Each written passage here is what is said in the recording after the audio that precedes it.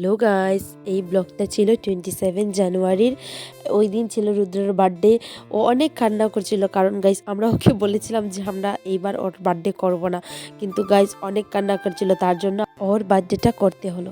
তারপর আমি বাজার করতে চলে গিয়েছিলাম, কারণ গাইস আমার উপরে ছিল রান্না করার দায়িত্ব আর বাজার করার দায়িত্ব, তাই আমি বাজার করেছিলাম। আর সবাই মিলে হেল্প করেছিল, অনেকেই হেল্প করেছিল, আমি কিন্তু বসে বসে রান্নাই করছিলাম।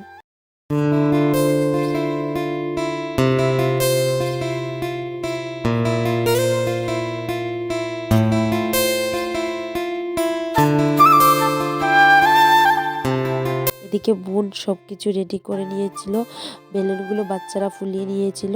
সব কিছু শেষ করার পর আমরা চলে আসলাম, কারণ এখন রুদ্র কেক কাট করবে।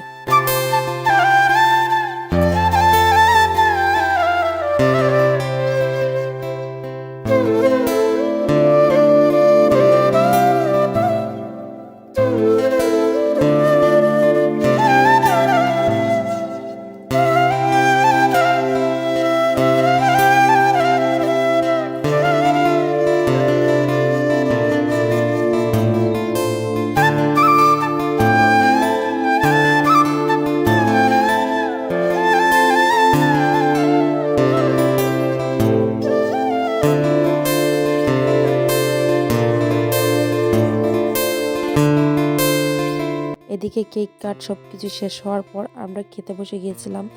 আজকের মতো এতটুকুই, ভালো লাগলে লাইক শেয়ার সাবস্ক্রাইব করে দিও, বাই।